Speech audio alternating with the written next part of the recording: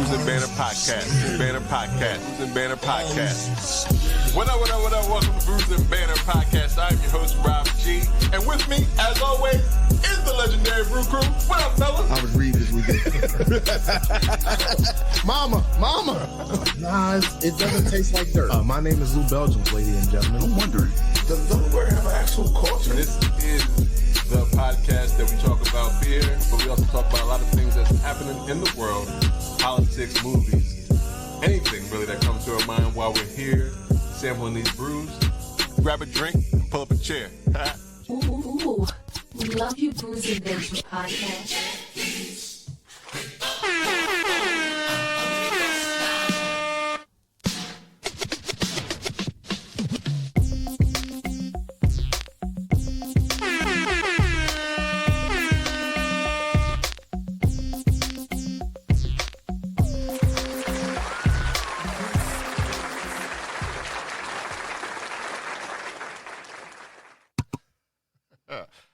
What up? Welcome to Brewing Banter Podcast, where the topic is the rockin' and brew.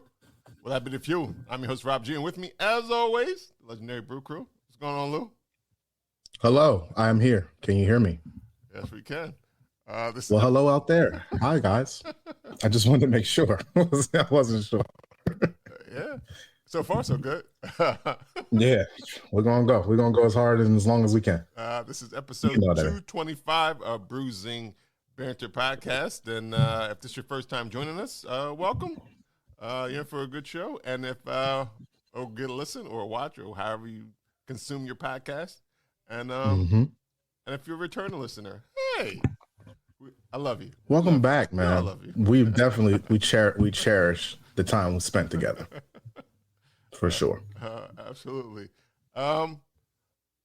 We do have a good time, but speaking of we cherish you, we are actually coming up on our 5-year. Well, we actually technically hit our 5-year anniversary, but celebrate. We're having a celebration for it. Yes, it is going down November 11th, which would be a few days after this actually drops on the. I can't the math. I wasn't mathing right. It's the 7th. This podcast drops on the 7th. It's the 7th of November, ladies and gentlemen. And on Saturday, November the 11th, there you go. We're having a live show at Belfonte. Yeah, Belafonte. At Belfonte. Yeah. On Marsh Road in Wilmington, Delaware. We're going to have 4 black brewers pouring their beers. Black Viking Brewing, Soul Mega Brewing, Mac Brewing Company, and Liquid Intrusion Brewing Company. We'll all be serving up what they have, and we're going to provide a live show sometime in that little time frame that we got. Right. So, and, like you said, the vibes are going to be curating perfectly, and you can technically get a ticket. Tickets are still available. You can go to eventnoir.com and get them.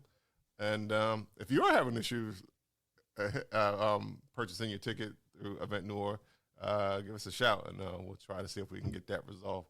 I think I saw somebody for sure trying to get one, and it blocked it for some reason. I'm not sure why.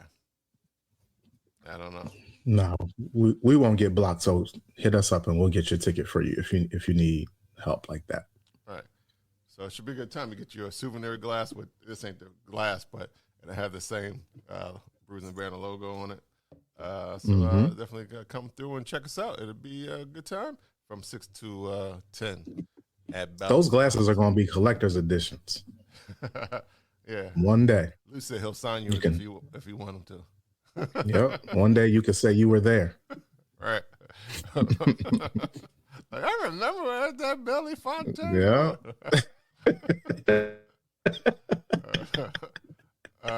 Oh man. All right. Well, we do have without further ado, like I did. So we do have a good show for you, and we have a wonderful guest. So we want to bring her in. She is the driving force behind Work For Your Beer, and Cirque du Biere. I think that's correct. Yes, yes. It's so easy. And it's not when I see French. Right. I'm out. Without further ado, I want to bring in Mel Fox to the podcast. Welcome. Thank you guys for having me. Welcome. Thank you for coming on. Appreciate you. You know what? Yeah. And I said she, but I didn't even ask your pronoun. So do you go? Sure, you're correct. All right. I want to make sure I'm always accurate nowadays. I want to make sure I don't want to offend anybody. I don't want to call anybody out there by name and all that good stuff. So I want to make sure we do that. Well, once again, I want to thank you for coming on the podcast and talking to us for an hour or so. I don't know how long it will be, but we'll see. But before we get into all that, we always like to know what everybody is drinking on. So what are we drinking today? And we always start with our guests. So Mel, what are you drinking on today? Okay, so I'm actually dealing with a stomach ulcer right now. So I'm in like a non-alcoholic kick, which actually timed really well with Sober October. But I'm drinking 1820 Brewing Company's Stand Up and Stout. I haven't poured it yet. I'm actually really excited because this is one of the ones I have not tried yet. Okay. But 1820 Brewing is relatively new, and they're all non-alcoholic, but they're owned by the same folks who own Legendary Brewing, which is the oldest brewery in the Northeast. I believe all of the Northeast, if not in that, definitely in Maine. So Legendary Brewing, those folks, I went out and met with them, and they started 1820, and they're like, hey, do you want to try these NA brews? And I was like, absolutely, I do. And so they've got a really good variety, but it's starting to become stout season. It got really chilly in Charlotte this past week. And so I'm like, I just want a stout. And man, non-alcoholic beers now, outside of the like shitty ones that you're used to, they're getting really good. Yeah, they've come a long way. Athletic Brewing does a great job. If you all haven't tried them. I try to have them just stocked in my beer fridge no matter what, but they've come in handy this time around. So I'm very excited. It has a lot of head. Like, whoop, she's looking pretty. I'm gonna let her give her a try there. But what about you guys? What are you guys sipping on? Lou, what you drinking on? I'll go next. From that I'm so intrigued by non-alcoholic and like vegan stuff. Like it's fascinating to me. Well, it's a different way to brew. Like you need. Yeah, I feel like that's like it's a whole nother. You're not brewing the same way at all. Yeah, because you're looking for fermentation in alcoholic beer. You're looking for ABV, and you're just looking for basically taste similar to alcohol and stout for what you're drinking right now. Yeah, which is kind of like a whole different science. Yeah, I appreciate that. Cheers to the non-alcoholics out there that are still drinking beer. Yeah, I had an Athletic Brewing beer that was a stout too, and I was like, "Oh, this is pretty good." I was surprised. Would you recommend a non-alcoholic beer to a recovering alcoholic? I don't know. Is that like a fine line? Are we on the fence there? Probably. Yeah, I think that could probably end up being a slippery slope, but I do feel like, I mean, the non-alcoholic stuff, it could be like, hey, I'm just not feeling booze today, or I'm recovering, or hey, like I need something that's just like, I want to be going out and I want to be social, but like I have to drive home and I don't want to risk it. Like, I feel like there's a lot of really good use cases for NA brews. And I'm not sure about like alcoholism and that side of things of how many folks are like, oh, I can still have this, and it feels like I'm like, I think it's probably dependent on the person. I feel like it's individual to every person, every case. I wouldn't, as I said it, I definitely don't think I would recommend it. Yeah, but it is an option too. It clearly has, I mean, it's less than 0.5% of alcohol. It's very similar to kombucha in that sense, where it's like, hey, it might have trace like components of it, but Listerine has alcohol in it. Yeah, you know. Listerine, I think, has more than 0.05% or whatever you just said. Now, hopefully, you're not drinking it though. You know. Yeah, I mean the people that are hard up for alcohol. Oh, that's what I was saying. Because Listerine is gross. Listerine is disgusting. I hope you're not chugging that. But yeah, it's good though. We went a couple months back. We went to this thing called Barrel and Flow. Yeah, and they had a festival, and I was able to procure some of their cans, and I got a can from Love City, did a collaboration with Alternative Blacks podcast, and they did this Grand Hatton Flash. That's what the can looks like here. Oh, I'm gonna read the back real quick. It says beer with orange and plum, aged in oak, a collaboration beer inspired by the flavors of Manhattan cocktail. Love City Brewing and Alternative Blacks podcast came together to brew this delicious blend made with fresh orange juice and zest, plum juice, and aged oak spirals. It's delicious. It's really boozy. This is what it looks like. And I don't think this is Love City, but it says love on it. So that is, yeah. That's added. Don't worry about it. Don't worry about it. Don't worry about it. You don't have to be correct. We don't have to fact check right on the spot. Well, but it was everybody because it was a Philadelphia location brewery. So you good. He still said it. Did you say what the ABV was on that? I'm getting there. Because earlier before we came on the show, you asked us how our day went. And I said, my day started out kind of shitty. And I grabbed this beer not knowing that it was going to pep me up. It's a 10.7 ABV with those oak spiral barrels. Yeah. It's very high in ABV. Thank you for the 10.7% today. I'm going to need it. But yeah, this was really good. It was a good collaboration by them. I remember tasting it there. I don't remember it being this boozy. But yeah, cheers, man. Pass me another. And I'm only another in states like I am in today. Yeah. But you shouldn't have more than one of these. Yeah, it might got a boozy. I was gonna say I'm always intrigued by the cocktail inspired beers because I do feel like a lot of the times they end up being boozier. Boozy, yeah. It's Manhattan. Like I definitely feel, what's it, whiskey or bourbon that they put in a Manhattan. I definitely feel that in there. I'm inspired by that.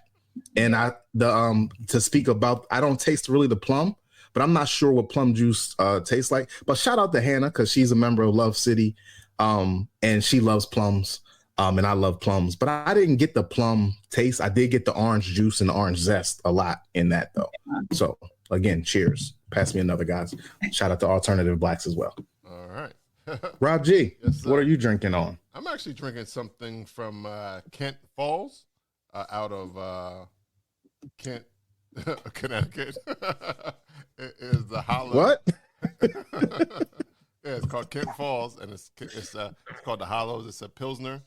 I like that can. It's 5%. Yeah, that was cool. 5% ABV. It's not too heavy. It's a nice Pilsner, made with Northwest grown Endeavor barley malt. There it is in the glass. There you go. It's a nice crisp Pilsner. Something easy drinking, crushable. Have a couple of them. I had a little bit of it when I went to Changing the Air last Saturday. Yeah. So I was like, hey, let me have some more. So here it is.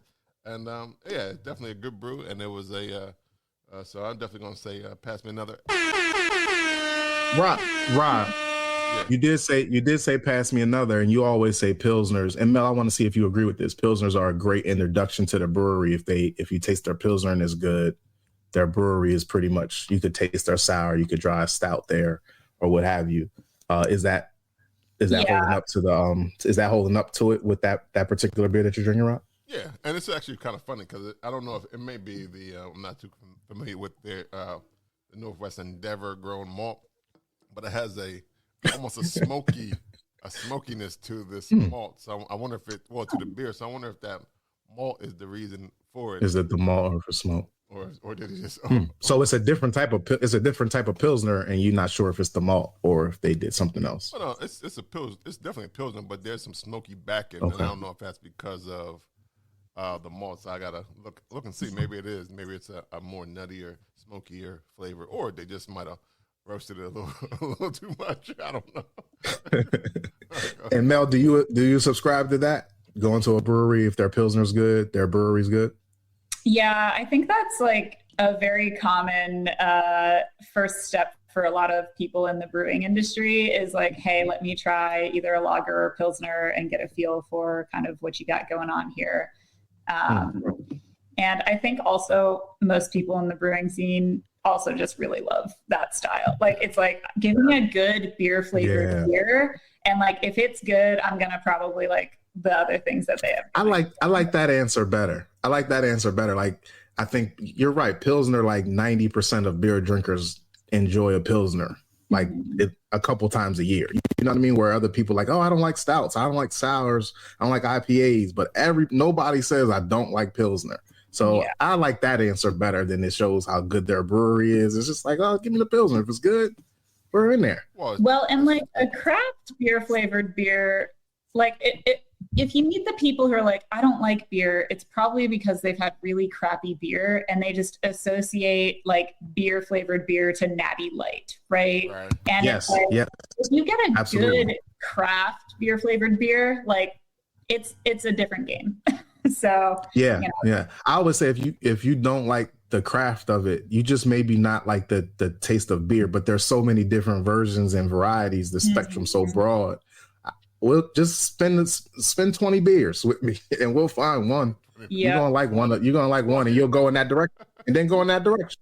Because it's like 40 styles. Right, I got you. You know what I mean? And then within the styles, it's all these adjuncts and all that stuff. So it's just like, yeah, give me a chance. I'll make you a believer. But you can't do it with 3 beers. That's not. Can't be out on 3 beers. Right, especially if they were like Natty Ice and something like that. Right. Can't say you're out if you never had anything other than that. Sure, I mean, people love Natty Ice, but for those folks who got turned off, who don't, because of Natty Ice and the like, for sure. Give it a try. All right. Well, it's looking like everybody has some good beer, so it's time for the second part of the show to begin, and we want to know all about who Mel Fox is, how you got into beer, what work for your beer is, and all the good stuff. So without further ado, I want to welcome Mel back to the podcast and give it a round of applause. And as they say, the floor is yours. Yeah. So we'll start with work for your beer, because that's what I am most known for in the beer space. I started Work for Your Beer back in 2016. We actually turned 7 years old this year, which is very exciting. And the reason we started was because my co-founder, Alicia, and myself, we were in Charlotte and we were trying to make friends. And there wasn't really like a good way to do that. And we saw that one of the local breweries, Old Mecklenburg, was having a beer yoga class.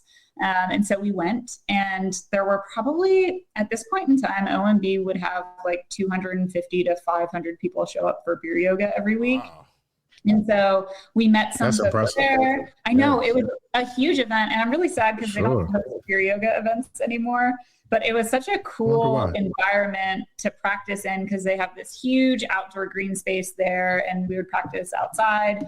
And we ended up meeting a couple of folks there, and they're like, oh, have you gone to this other beer yoga class at Triple C? And we're like, no, we should try that one. And so we started uncovering all of these different beer yoga classes across the Queen City. And as we did that, we had like kind of like a janky spreadsheet where we were just like documenting like, okay, beer yoga at OMB at 6 p.m. on Thursdays, $5 comes with a beer. Same thing at Triple C, different day, cost. That's a great deal. Hold on. Yoga and a beer for $5? Yes. That's a great deal. I'm going to buy another beer. Another beer. Why would I not go to that? Because it's a lot. Like it's either a free yoga class or a free beer, or like, absolutely, or both. Both of them are cheap. Yeah. You're not getting yoga and beer. Like both of them cost more than $5. That's exactly wow. How much is that now? Is that still $5? So it depends on the brewery. Some breweries will host free yoga, and it doesn't come with a beer. Some will charge $10. It comes with a full pint. Some of them will do $5 and it comes with like a taster. It totally depends. That's literally why we like started Work for Your Beer. Because there were so many of those things happening, and we were like, first of all, this is like a very frugal way to like get a workout in, try a new beer, and like meet friends. Meet some people. So our slogan ended up being like work out, drink beer, meet friends, because that's like how we started.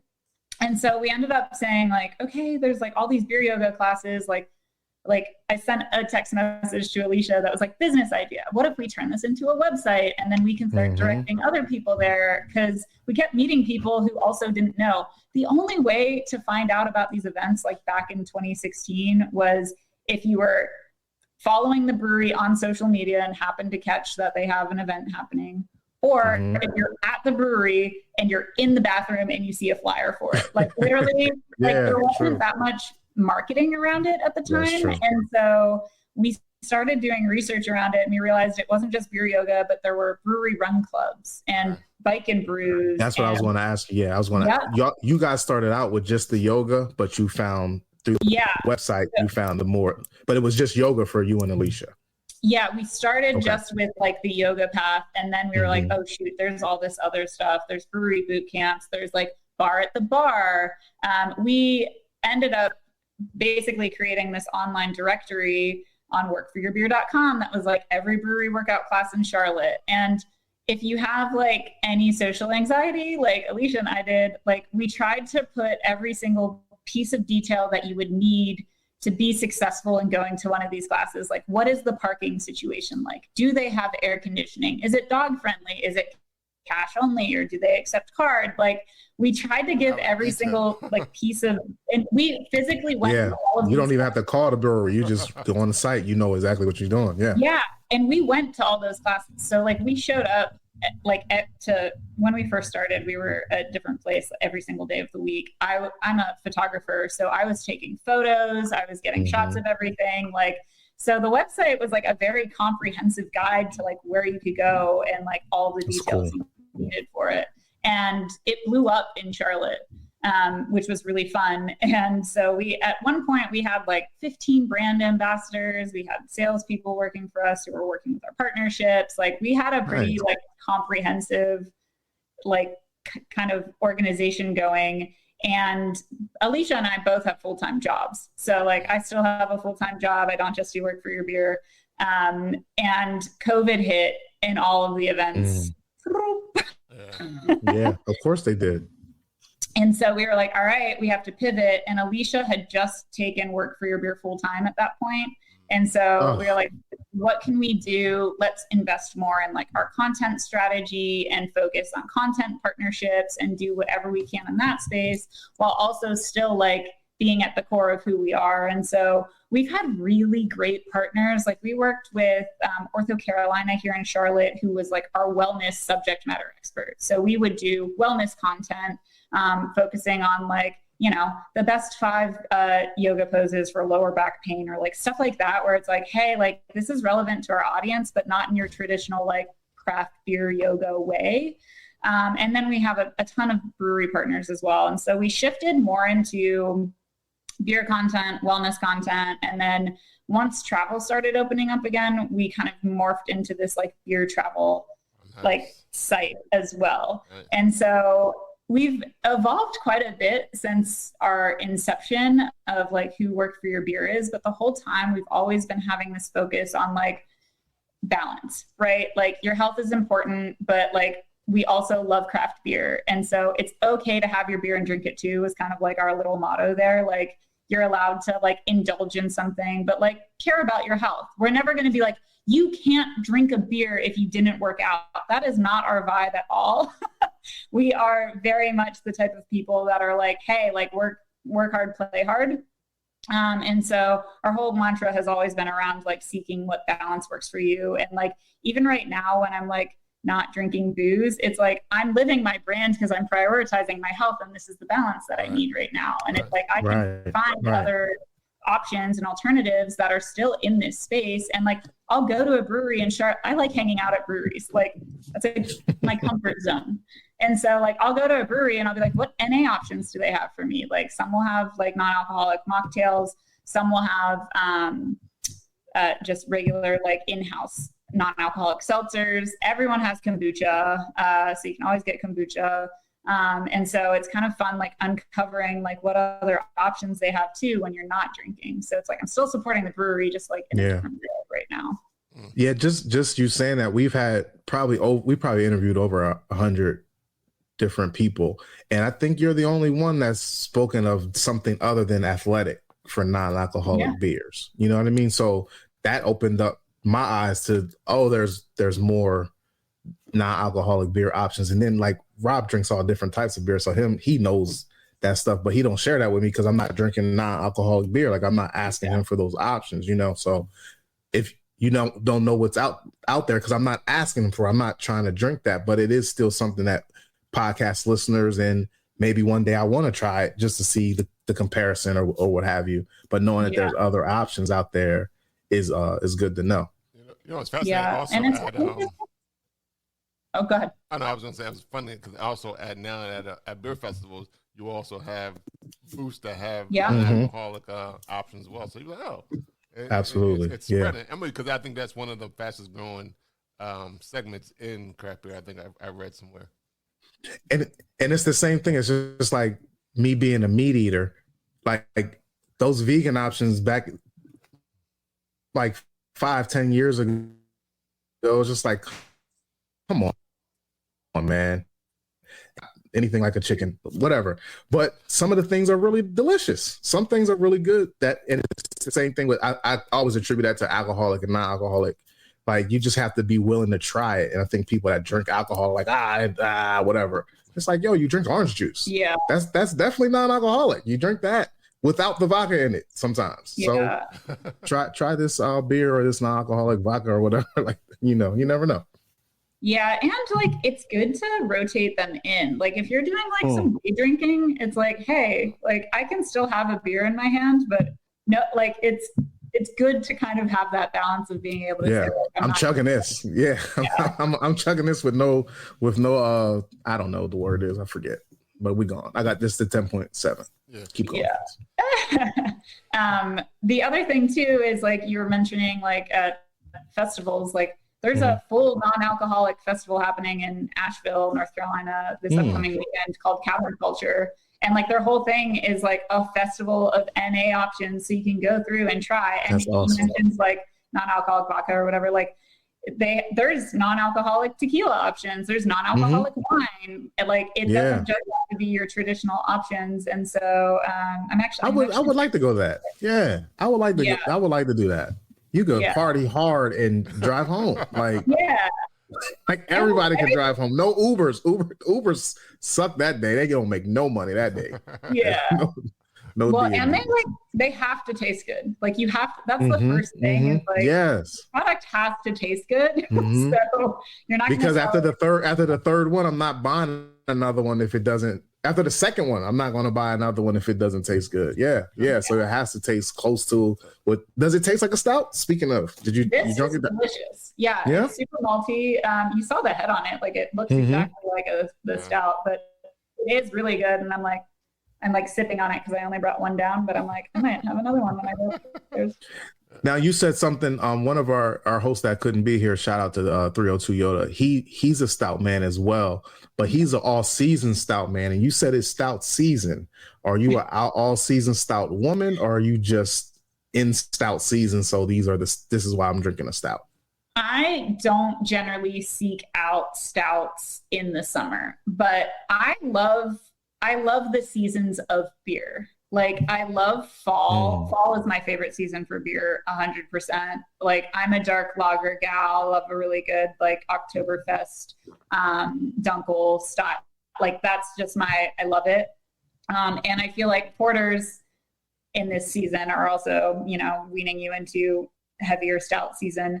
But I don't know. I don't like really heavy things in the summer because I am like a sweaty person by nature, and I feel like part of my personal brand that I'm just like a little sweaty all the time. I blame it on working out, but I feel like stouts make me sweat. That's funny. So usually in the summer, I am more. I'm like a very strong like Pilsner lager, beer flavored beer kick in general. I just love a good like cold crushable beer in the summer. So I do tend to kind of steer towards stouts in the winter or colder seasons, but it also is sweltering hot in Charlotte in the summer. So, What's a chilly day in Charlotte? You said it was chilly this week?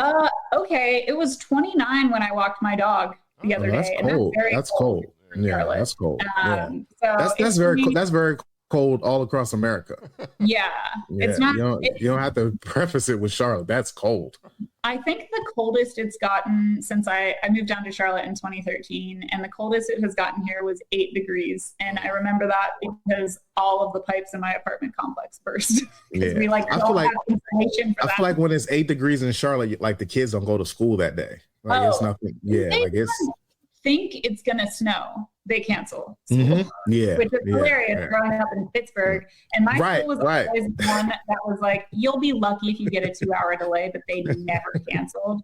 And so it's so funny down here. They're like, it might snow tomorrow. All of the schools are closed, and then for the rest of the week. For the rest of the week, it's Wednesday. We're no school until next Monday. Yeah, don't worry, kids. Probably driving it down here. So to be fair, it's probably smart to do that because the drive.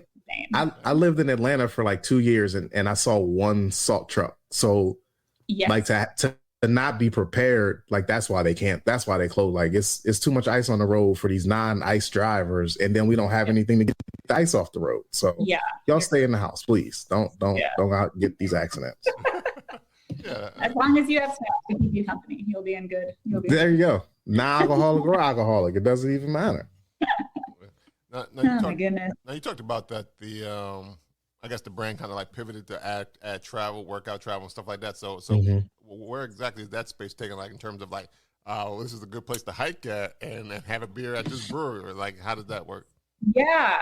So that's just how I travel. Like when I travel, I like to go on a hike in the morning, and then I'll like come find a local coffee shop, and then I'll go find local breweries. And I always like pre-plan my breweries.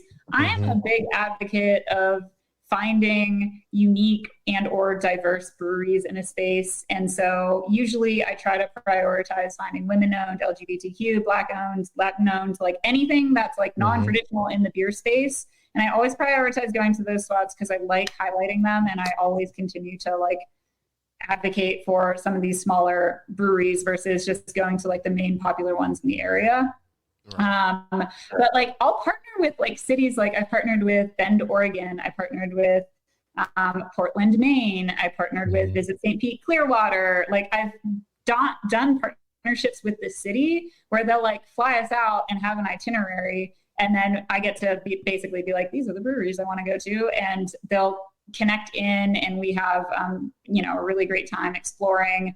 And then I'll write kind of a blog post that's like, hey, the best things to do in Portland, Maine for someone who's active and also loves craft beer. And so I'll highlight like the hikes that I did and my thoughts on those, and then the breweries that I visited. And then if there's any other like hotel partners or anything like that, I'll give them a shout out as well.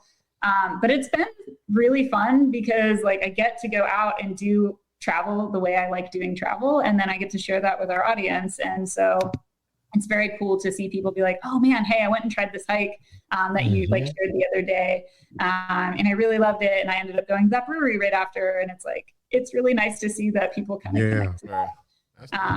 And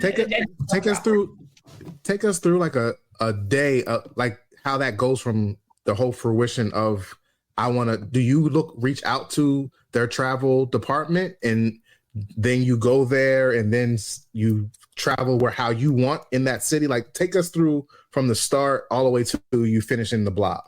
It totally depends. So sometimes like I did a partnership with Hardee's in Southern Grist out of Nashville because like the restaurant? Yes. Okay. So this is actually a really fun one because they did a strawberry biscuit ale, and they like. I love that strawberry biscuit. That's the only reason you go to Hardee's. I know it was. Hardee's. Sorry, really Hardee's. Good. They did a really good job with it, but they reached out to me and they were like, hey, we're having a media event in Nashville. They invited, I think there were 4 influencers that they invited out there, and Hardee's. They had a beer festival that we went to that was like on the itinerary. And then they actually had a biscuit themed brunch that you probably would have loved at Southern Grist. Man, and so they had it was so good. They did a brunch and we had all the beers there. Also Southern Grist makes their own in-house non-alcoholic beer as well, which I think was nice to find out.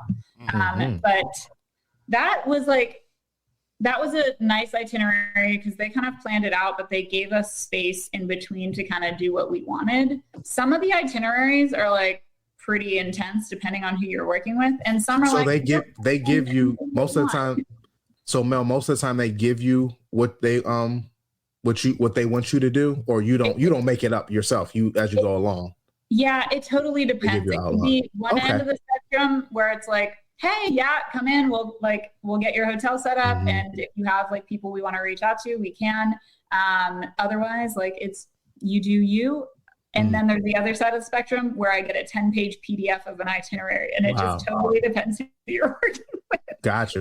And in this case, Hardee's was like, here's the itinerary, do this. Yeah. Gotcha. And they had us, they put us in a hotel, a 21C hotel, which also has like an in-house like art gallery. So they're like, hey, take some time to explore the gallery if you want to. And then you can go spend time on Broadway or not, like whatever you guys want. So they did build in like some cushions for us, which was nice. But yeah, like they were like, hey, we're having you come in on a beer fest weekend. So we'll have you, like, everyone will go to the beer fest together. And then we'll do this brunch, and then we'll do a dinner. But it's like, it totally depends. But they're always really fun. Like that's the best thing is like all the experiences are so different, and it makes them really fun because it allows you to kind of, go around, meet new people, try a lot of really good beer in most instances. And then, check out the town and meet some locals, which is cool. That is cool. Yeah. I didn't know that I'd ever be like a beer travel person. Right. It sounds wonderful. It sounds wonderful. Yeah. Now you said, go ahead, Ralph. You got it. You got it. Well, I was going to say, you talked about Hardee's and how they reach out to you. Can you explain how you reach out to them? Like, did you reach out to Maine or anyone? Let's talk about a different one. Yeah. So I think a good example was Bend, Oregon.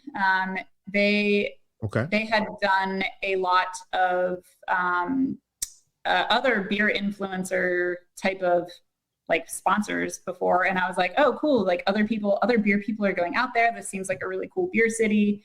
And so I reached out to basically through their, visitbend.com or .org, whatever it is, type of website. I was like, hey, this is who I am. This is what I'm looking to do. Here's an example of other like travel content I've done. If you have an opportunity in the future, would love to partner with y'all. And they ended up reaching back out and they were like, yes, absolutely. Like this is like the type of campaign we're looking at. Let us know if this works for you. And I don't know if you know Melissa, she's the girl with beer on Instagram. Her and I ended up doing a lot of travel together last year. And I was doing kind of outreach and I was like, hey, do you mind if I have a +1? And so bringing another beer influencer out with me was really fun because like, creating content by yourself can be really lonely. And so it's nice to be able to have a buddy. And of course, like having a buddy who also like gets like beer and making content. Right. Yeah. Cause I'm sure you have enough friends, but none in that paradigm. Was it? It's not paradigm. Paradigm. I like paradigm. That's how it sounds phonetically, paradigm.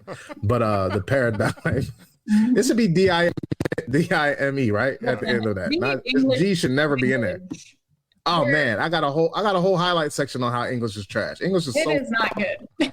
Not at all. But we're gonna stick with the paradigm. But yeah, like all of us have friends, and you're like, yo, I'm about to do this beer thing. Y'all, you want to come? And they're like, it's all about beer. And you're like, well, yeah, like 90% of it's beer. Yeah, but we could do something that you want to do. And they're like, nah, I'd rather not. So that is good that you could find somebody right in your wheelhouse that's really cool and enjoys all the things that you enjoy about that trip. And being able to travel well together. So it was like kind of the first time her and I did a travel thing together because we were like staying in the same hotel room and like it was just one of those things that I asked. It was our first trip to St. Pete. And I was like, hey, do you mind if I have a +1? And generally I would travel with Alicia, but Alicia. That's what I was going to ask you. Yeah. So Alicia parted Work for Your Beer a little over a year ago. She moved to Amsterdam, which is like amazing for her. She's having the best time over there. Cheers, Alicia. Have fun. Enjoy yourself. but she was like, we're not going to be able to. I was like, I totally get that. And I was like, but like this brand has been my baby for so long. I would like to continue running it. And so that was my first trip where I was like, I don't have Alicia. Who else can like create content with me? And so Gotcha. I asked Lois to come, and she was immediately yes. And I was like, all right, well, we'll learn if we travel well together. And then I was like, great, we travel well together. So now we can do this more together in the future. And Absolutely. so we've done probably Yes. 5 or 6 at least trips together now, Oh, which has been really fun. So nice. trying to keep that up, but I also have a full-time job, so sometimes it gets tricky with coordinating. I feel like you're a part-time work for your beer. You're a part-time photographer too. Your photographer is not the full-time job. You don't have to talk about the full-time job because you mentioned photographer, but that's not the full-time job. No. So photography has always been something that I've been into. It came in handy with Work for Your Beer. Absolutely. I believe that. Like, we were doing all of our own marketing and branding and all of that stuff. So it was really nice to be like, cool, we have high quality imagery and like everything is standardized. I shoot in a very specific way. Like I really love natural light. And so everything kind of fell in with that, with like being able to have that type of skill set with, creating your own business like this. But that's not even the second job. I don't really, I guess technically if you count content partnerships, like photography is a part of that. Yeah, true. But the other job is the aerial stuff, which we haven't talked about yet, but I do perform as an aerialist, and I did start Cirque du Biere, which is, I put this under Work for Your Beer only because I really didn't want to have to start another LLC. And I was like,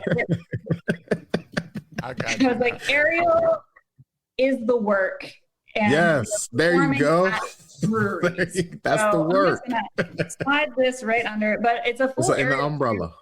Yeah. So this is another part-time job. So this is the third part-time job. Yeah. Yes. Okay. All right. Yeah, I see that. Go ahead. Talk about it. So the aerial stuff is fun. I actually stumbled upon aerial in 2018. Watching the Pink concert? No. Work for Your Beer. I was doing like a series of like weird workouts around Charlotte. Like what unique workouts can you do? And so we did like some interesting, like, like the Ninja Warrior stuff and the trampoline classes. And the one that I went to was an aerial class, and there's a lot of different aerial apparatuses out there. And I was like, let's do the hoop, which is called a lyra. I was like, that one looks the weirdest. So we Stop right there. Stop right there. Yeah. You keep saying aerial, and I don't want anyone to be confused with Little Mermaid or flying or anything like that. Could you explain what aerial is? Yes. So aerial arts stem from like circus arts. And so a lot of folks, when you think of aerial, you think of like the big silks that come down from the ceiling that you see at Cirque du Soleil. Right. So like Cirque du Biere is pretty much I was like Cirque du Soleil, Cirque du Biere. Yeah. But there are a lot of different, like trapeze is a part of aerial arts, whether it's flying trapeze or a static trapeze. You have lyra, which is the hoop that hangs from the air. You have sling, which is a silk, but it's basically like tied at the bottom, so it's like a shorter silk essentially, and then all these other things that come in between. And so I have no background in like gymnastics or dance or anything that would be helpful to aerial. And so I went to a class, and I was like, oh my god, this was a really fun workout. And at the time I was going to brewery fitness classes at night, but my like morning workout routine was going to Orange Theory, which if you don't know what that is, it's literally running on a treadmill, rowing on an erg machine, and then lifting weights, which like is a really good workout, but it was so boring to me. I was about to say, that can get old really fast. Yeah. And I went to from 3 months to a year from that. You're like, need to find something new. Yeah. And I was doing it. I was doing it at like 5 a.m., 5 days a week for 6 months. And then I did one aerial class, and I was like, I'm going to quit Orange Theory. I literally was like, I'm going to start doing this instead because it's a really good workout and it's fun. And the thing that I learned about aerial was like, it's very physically demanding. Like there's a lot of upper body strength, a lot of core strength. and a lot of flexibility, but also it's really creatively stimulating because you're like going in and trying to find pathways and trying to stitch things together. And so it was like a really fun balance for my brain versus just like, oh, do 20 reps, you know? And like, there's a time and a place for those types of workouts, but I learned you make reps sound terrible compared to what you're doing now. Yeah. So that's how I got into aerial. And again, I wrote a blog post on it, and it's on Work for Your Beer. It's so funny because I look back at it on like how like look how cool I am doing this one like really basic move, and you can see me like shaking like and it's fun to look back on that because I've grown a lot since then. And how long ago was that? That was in 2018. Wow. Okay. And I did my first performance in 2019 just as like a student showcase type of thing at the studio I was at. And then I have never felt more supported in my entire life than like after that first performance. Like I grew up playing soccer, like I was like a team sport girly, you know, but like, even though it's a team sport, like you still had like people like gunning for your position, you know, like, oh, well, if Mel fucks up, I can go in and I can like have her. Like it still was like competitive, like internally competitive. Yes. And it wasn't like that. I was like, every single person in this room was like genuinely rooting for me, like out of like the goodness of their hearts. And I was like, I haven't felt that before. And I was like, I like this. Like, I like this community and this culture, and like, I'm going to keep doing it. And so that brings us to the beginning of this year. Highwire Brewing had moved into Charlotte last summer. And I was like, listen, y'all, hear me out. You're a circus themed brewery. Right. I'm a circus beer It's girl. perfect. It's perfect. It's perfect. You got to let me do this. Yeah. But that was the first time that you thought about it? That's the first time that you thought about collabing with the brewery? So I had done like little, like I would bring I have a portable rig that you can put up, and I did like a pop-up at Divine Barrel because they did like a circus themed event, and I had done one or two of those. I did it at Devil's Logic Brewing in Charlotte as well because they had a grand opening, or it wasn't even a grand opening. Actually, it was, because it was like they didn't do a grand opening during COVID, so they're like, we're just gonna do it a year later, and popped up my rig and performed there too. But it was kind of just like, it was just me. And so when I talked to Highwire, I was like, we can put on shows and they can be really good. And so we've sold out almost every single one of our shows. Our last show was Friday the 13th. It was a spooky themed show. We had 350 people come out. It's a ticketed event. And I have, I think, 18 aerialists that are in my troupe. So we'll usually have like 12 perform, and then like 4 will play like stage and check in and all that jazz, depending on like the event itself. But it's been so fun, and it's been something that Charlotte hasn't really had, which is like accessible access to like this type of art. And it's like, it's in a brewery, it's approachable. Like it costs $20. One of my friends, I want to like quote this on our website somewhere. She was like, this like is the most entertainment I can get for $20, like anywhere in this city. Yeah. And so Charlotte's like a thumbnail for North Carolina though, isn't it? Like it's like a conservative state, and then you're in Charlotte. Yeah, Charlotte. So, you know what I mean? So yeah. To bring it, so when you said it's kind of like it was something new, it's kind of funny. Like it was new. Like everything in Charlotte is brand new. Yeah, you're not wrong. And a lot of aerial stuff that happens in this, like in the city, is very confined to like it's other aerialists watching other aerialists. Like it's like everyone's in their little pocket. Nobody's branching out. Great, because everyone supports each other, but also like more intimidating because like when you're watching other aerialists, like as an aerialist performing, I'm like, they're gonna know if I don't like point my toe a certain way. But when we perform for audiences who have never seen an aerial show before, everyone is so excited. Like literally everything, everyone's like, oh my God. And it's like so cool because like they don't And really you expand know what's, like, and you hard. expand the genre too. Like you said, you're performing for other aerialists. They're not going to tell they're going to just tell other aerialists how good or bad you were.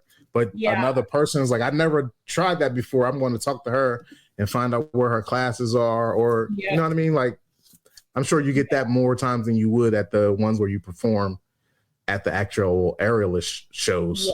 Well, just respectful of it. And hey, that's why they sell out, because it's just like, sometimes it's like, especially right. This is coming to Charlotte. It's something I've never seen before. Like, this is some amazing stuff. Yeah. I can't do it. And I can't do it. Right. Yeah. And so the other thing too is, like, I try to make the shows, like, first of all, every show has a non-profit partner. So Highwire will donate a portion of their beer proceeds, and I donate a portion of our ticket proceeds. So, like, nice. Love it. Like, let's help the community in more way than just providing art. Like, let's give back. Cheers to that. We care about. Is it always a different nonprofit, or is it the same one? Yep. It's we rotate based on kind of like the theme of the show. So, like, our last one was on Friday the 13th. So that one we partnered with Mac Tabby Cat Cafe it's a cat cafe in Charlotte, and they have a rescue partner, and it was like, okay, like black cats because of Friday the 13th. So rescue for that one. Oh, it's some marketing that goes into even who you pick to actually be your nonprofit for that performance. We did like a Geeks and Gamers show, which was in partnership with the Charlotte Gamer Network, which is an LGBTQ, like, I think it's the largest LGBTQ gaming nonprofit in the country. They're fantastic. We love partnering with them. So we did like a geek show with them, which is really fun. And we rotate based on the show. I don't know who our partner is going to be for February yet, but our next show isn't until February. We're doing like a burlesque themed show. For Valentine's. That's at Thanksgiving for Valentine's Day. Yeah. So, Rob, can we go to Charlotte for Valentine's Day? Come on down. For Valentine's Day? Good luck. Look, I don't have nothing to do. I don't got shit to do. Maybe you do. I'm sorry. Maybe you and Yoda got something to do on Valentine's Day. I don't. And a burlesque. You don't have to bring it up. At that. Yeah, why not? Why not? Yes, it could be all five of us. All five of us can go. Okay. Let's go. If you do it that way, yes, we bring. I'm sure the ladies of our podcast would love a burlesque show. Okay. They're really open minded. I know both of them. They're very open minded women. That show up to these shows are incredible. Like, we have really good supporters, and most ladies go for the art. Most ladies are there for the art. Most men are there not for the art, and then they appreciate the art afterwards. You know what I mean? I think they appreciate the athleticism. Like a lot of people, like, it definitely is.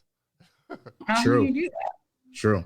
Speaking of that, I don't know if this is personal or not, but you were a soccer player, and then you work for your beer, so you're doing Orange Theory, but then you get into aerial, and you said how much flexibility you had. Were you flexible at the time? Did you have to do your stretches? Did you get much? Was the improvement drastic? Did you notice? I think, like, as a kid, I was always kind of flexible. But I learned how to do it the right way as a 33-year-old human, because you can't just like throw yourself into stuff anymore. Oh, you would break it. You'll break it all. Yeah. So it was funny because, like, during COVID, one of my other, she actually does pole, one of my pole dancing friends would come over a couple times a week, and we would just do flexibility training because, like, what else were you doing during COVID? Right. And so that's where I learned how to, like, properly, like, stretch and train for it, which was kind of fun. But yeah, I've always had like a little bit of flexibility, which does come in handy because there's a lot of like splits and stuff. And back flexibility is really big in aerial as well. Yeah. And you're always in the air. You're always in the air. Yeah, there's a lot of so injuries is prevalent, like falling and shit. I've only actually like fallen out of something twice, and it was like very early. And one of them, I was like below the hoop. I was just like warming up, and I like had a spasm in my leg, and it just wounded me off the hoop, and I landed, and I was like, did anyone see that? Like, that's embarrassing. The other one was on silks, and this one was like at the very end of a class. I was probably at least 12 feet up in the air on like a 16-foot silk. And I couldn't get like the silk under me in the part that like was going to support where I was. And I wasn't trained properly enough to know like what to do in that scenario. And I was like dead hanging with one arm. And so I just let go. And I dropped, we have crash mats under us. Like it's safe from a training perspective. And I landed like a cat, but everyone in my class was like, and I was like, I'm fine. I just missed the thing. It's good. And I was like, oh my God, this is such an ego hit more than anything. But then I was like, I don't like silk so much. for like a day. Yeah, I do more of fabric stuff now. But for a while, I was like, I'm going to finish out this like unit that we were in. But I was like, I'm going to take a break from that. Yeah, more of a when I go to the circus and I see the silks, the ladies roll up themselves in the silks and then they let it spin, I be like, yo, that is bananas. That's nuts. That is crazy. That's what you're doing? You're doing that? I'm not doing. I do like more of the drops on fabric. The roll up and roll down stuff. That stuff is very difficult, and there's a lot of people in my gym that do that. But it's more of like full silks, and I'm more of a sling gal these days. So I do a lot of the crazy drops, which are really fun, and also like very intimidating. Like I'll literally sit up in the air, and I know I'm like 15 or 16 feet in the air, and I'm like, all right. I have to bring all of my body weight backwards and hope that I land the right way. And I'll literally just sit up there, and you can see me the first time I ever throw a drop. I'm like visibly shaking. And then I'll throw it and I'll be like, oh, that was fine. And then I'll go up and I'll do it again. And it takes like a little bit of rep for it. But like there are some aerialists who don't have fear. Like there's not that part of their brain. That's crazy. I have a lot of fear. So like I have anxiety when I do stuff the first time, but after I understand like what happens, like, oh, when I land or this is where I go, like once I process it, I'm like, I'm good. But it does take my brain. Like I'm not one of those people that's like, I'm just going to yeet and see what happens. I'm like, nope. Speaking as a man, I'm very impressed by being 16 feet in the air and figuring out how to get your body weight. You're right. The athleticism of it all is absolutely impressive. It really is. It really is. But it's fun. And then you can perform at breweries when you get really good. And that's great. Yeah. Look, you got a standing show. That's awesome. That's really good. We do productions every other month there. And then I also partner with Monday Night Brewing, who also just moved into Charlotte. Right. And here's the thing. If there is a brewery that moves into town, I'm like, cool, I'm going to go try their beer. I'm also looking at their ceilings because I want to know if they have high ceilings and if I can bring them to it. And Monday nights space in Charlotte is so beautiful. They've got like tons of chandeliers up there, but more than anything, they have like 4 foot thick beams. And I was like, it's perfect. And so they had us out for their grand opening. And now we perform there every other month, but it's not like a production. Like I'm not picking a theme and doing all the ticketed stuff. It's just like they'll have a DJ or they'll have a band and then we perform next to them. Which is really nice. That's just, so it's more free. That's more of a freestyle type of day. Yeah. Well, and my like production itself is like the first act is choreographed. So every aerialist picks a song and does full choreograph to it.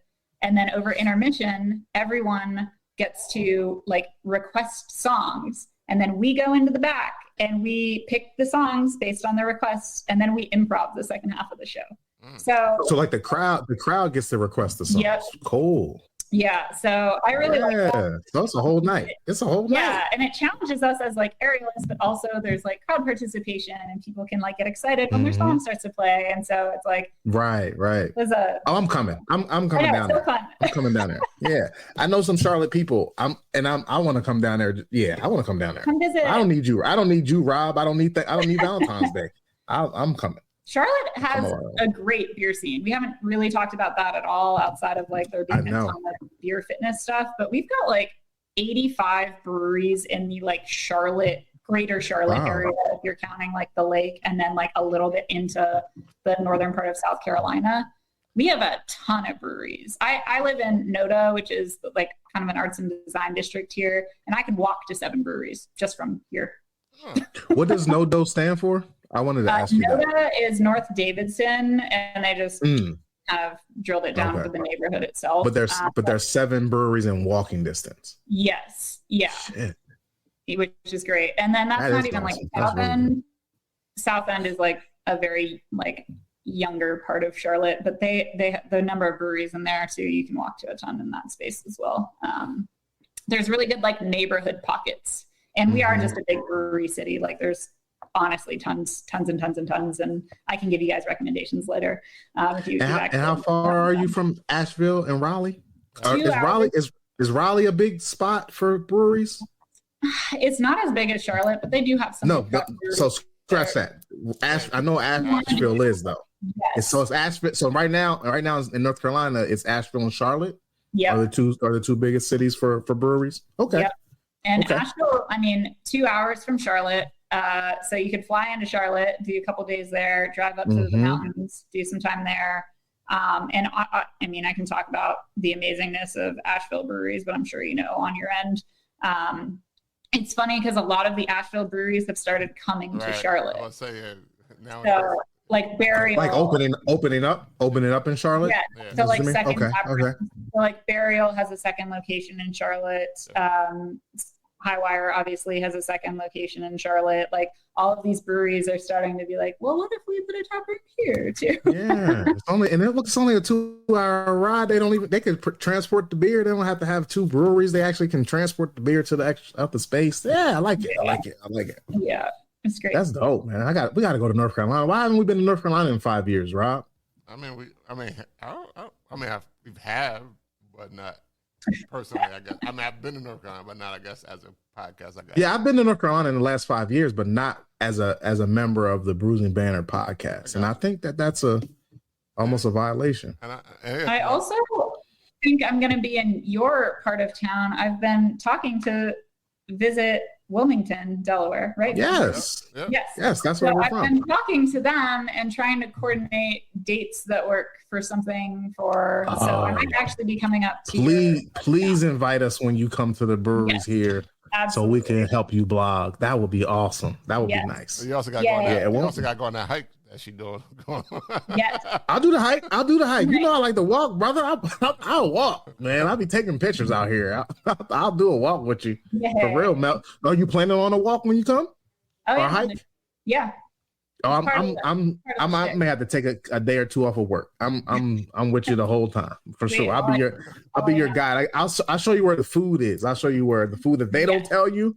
I'll show you the food that they're not going to tell you about. That's because there's some food that's not going to be on that itinerary that I know about. Rob, you know about that they're not going to put on that itinerary. So we'll do that part. That's my contribution to your blog. Perfect. Love it. I love it. I love it. I can't wait for you to come up, and I'm coming down. Oh, you come up, I come down. Yeah, you let me know. Well, I'll be here. Now Avella goes to Charlotte too, so you can go there for like $20, bro. I know, right? Yeah, it's at least $39. I think it's 30. At the most, it's 39. It may be on a good day 20. So that's what they were talking to me about. They were like, "We've got these like this airline partner," and I literally looked at. I was like, "I don't know how it's possible for a flight to be $29." Yeah, it's the secondary. Avella does these secondary airports. They don't do the major airports, so you could fly wherever pretty much you want. It's just an hour away from the major city. Yeah. So the Newcastle Airport is an hour away from Philly. I think they do have one in Raleigh. Yeah. In Raleigh. Yep. Yeah, they do. Don't have one in Charlotte, but they've got one in Raleigh. Because Charlotte's the major airport. They got one in Greenville. Like I never knew that Greenville had an airport. Greenville, South Carolina or North Carolina?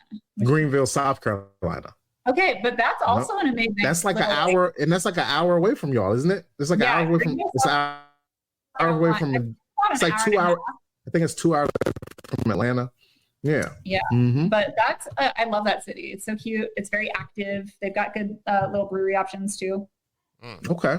So Greenville, South Carolina, and Asheville and Charlotte, North Carolina, Rob. That's 2024 for us. All right. Well, we're gonna do the Carolinas. It's funny because a lot of our listeners are in North Carolina. That's what I'm saying. We actually should. We got this one show going on November 11th, Mel, next week. Yeah. And I actually think if we're gonna do a second show, let's just do it in North Carolina. Why not? Yeah, we can just take this show on the road. We'll take this show on the road. We'll sell just as many tickets in Charlotte than we do in Wilmington. I promise you. Let's do it. I know that. Yeah. I'm curious about the logo. Like, who designed the logo for? Yep, I was waiting on that. Yep, I was going to ask that too, Rob. So this was designed by someone that I found on Reddit in 2016 that I sent beer to for making it for me. Oh, nice. Oh, you paid in beer? How many beers did you give them? How many beers did you give the person? It was not that many. It was probably like 2 4-packs of local Charlotte stuff, but he was so cool. And I just posted in like a random Reddit, whatever Reddit thread, like a designer thread. And I was like, hey, small business, I don't have like much money to throw at this. Is anyone open to creating this? And the dude was like, I just like this concept. I'll make it for you if you just send me some local Charlotte beer. And I was like, done. There you go. I don't even remember his name, but bless him, because I've used this. It's trademarked. I've used this logo for the last 7 years. Yes. And it works. Congratulations on your 7th year. That's awesome. Thank you. Yeah, December 1st is our 7-year. All right. Oh, that's coming up. Yep, that's next month. A round of applause for that 7 years. Yeah. You guys are doing great work. I have a question. Like the way I found you guys is somebody had reposted in their stories. I can't remember who it was. It was years ago at this point, about the black breweries. You had a list of black breweries in every region in the United States, and I thought that was so great. And then you had the LGBTQ communities in all their black breweries and all their breweries on that page. I thought that was so great. What gave you the inspiration to do that? And you actually mentioned in this show that you're doing Latino breweries as well. What gave you inspo to actually go about that? Well, I think Alicia and I have always been really passionate about like highlighting diverse and lesser known breweries, and like beer can be a little bit of a daunting space for some folks because traditionally it is like white men with beards, like just. And I think as we started learning more about the space and where there was opportunity to like really highlight what's different about spaces, it was around diversity. And so we posted the Black-owned breweries post to help drive folks who are looking for, better places to go to than their traditional spots. And the LGBTQ one, I've been working on the women-owned one. It's been in my drafts for all of this year, but there's so many like woman-owned / co-owned breweries. I need to get it out, but it's been sitting in my drafts. And then the Latin-owned, same thing. It's like I just want to keep highlighting these, and it's great because I have to update them regularly. Like there are more and more that are popping up. Yes. And it's really cool to see that and continue to highlight that. But it is really just trying to make beer a more diverse space and more like approachable. And that's kind of what we try to do with Work for Your Beer. It is like, hey, like this makes fitness more approachable. Like, how do we make beer more approachable as well? And part of that is like, hey, like it shouldn't just be every single like white bearded dude enjoying craft beer. Like beer is for everyone, like truly. And so how do we make sure we're highlighting that? Okay. I'd like to say that I really appreciate that post because it brought us together. And also like, I had been thinking about that for some time, and when I saw the post, it was like, oh, I don't have to do this because you've already done it. And it was I'm a little lazy, so I was a little grateful. You know what I mean? Like thank you for doing that already. But then the fact that a white lady is highlighting black beers was just it was really refreshing. So like I appreciate you for doing that and saving me some time and work. And that's when I reached out to you because I was like, hey, are you going to update this? Is there anything that I can do to help with the update? And you're like, oh, blah, blah, blah. And we started our conversation on how you got on the show. So I just want to thank you for that. Because I don't know if I would have found Work for Your Beer, but I'm not sure if we would have actually had a conversation without you showing how diverse you're trying to be. So I appreciate that. Well, and it's important to practice what we preach too. Like I remember I went to GABF last year, and I went with a large group of female influencers, and I was like, hey, I have a list of breweries that I want to hit at GABF, and it is the first of all, I don't think there was one LGBTQ owned brewery at that event.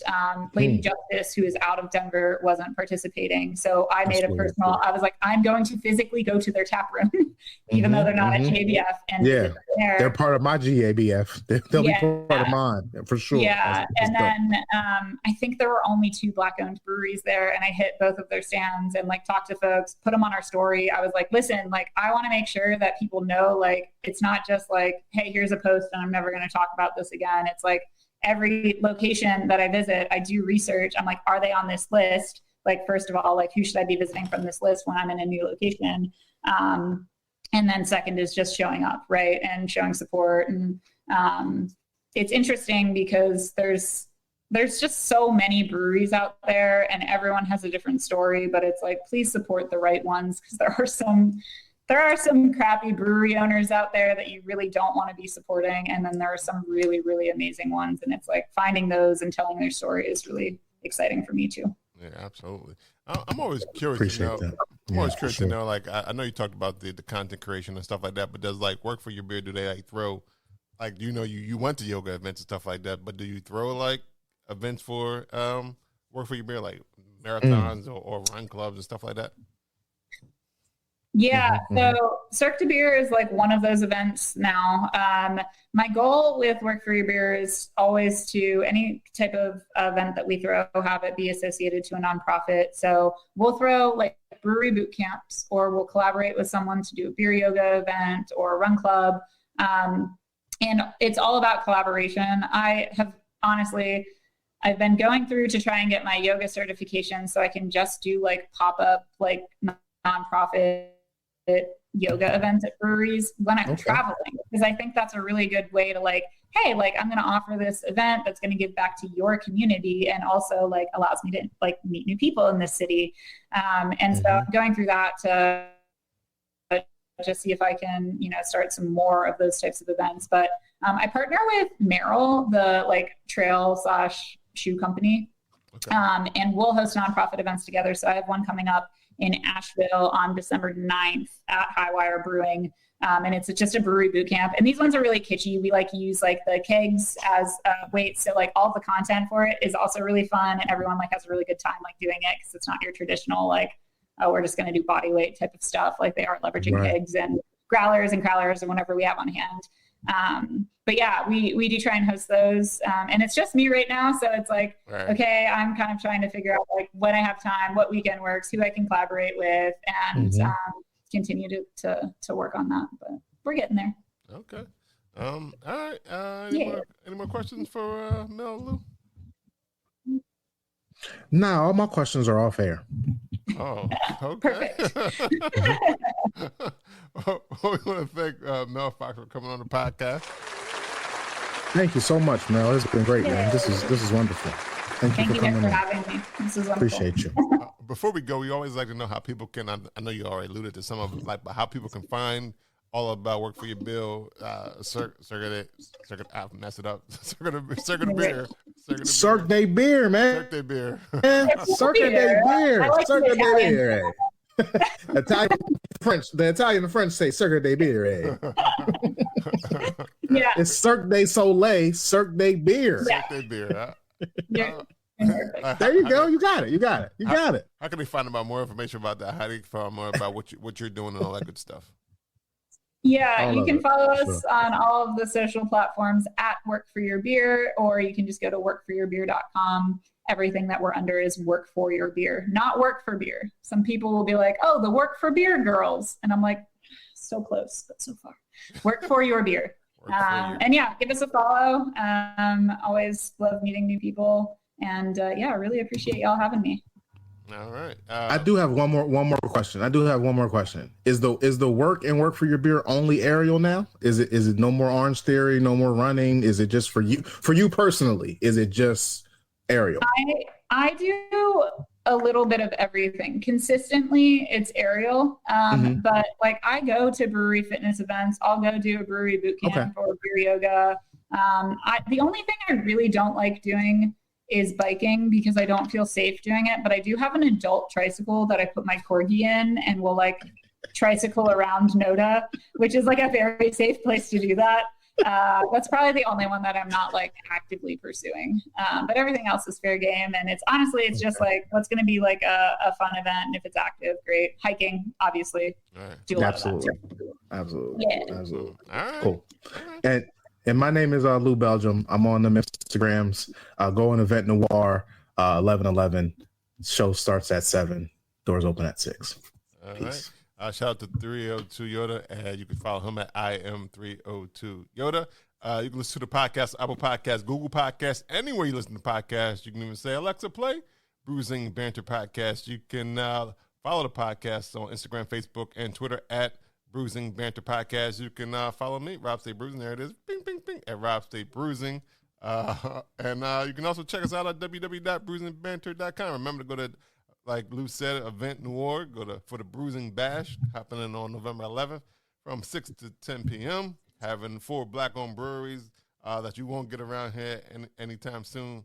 Or maybe you will. Who knows? But you definitely will have it there. If y'all look, I'll tell you what. If y'all come out and make this a beautiful event, I'll make sure that y'all get 2 of them breweries on a regular basis in your local neighborhood. But if you don't, fuck you. Yeah. All right. Said it. Once again, we want to thank Mel Fox for coming on. This has been episode 225 of Bruising. A deuce and a quarter. It's a deuce and a quarter. Until next time. Have a good week, everyone. 10.7, baby. That's what that is. That's what it is. 10.7. Come on. That's my ABV.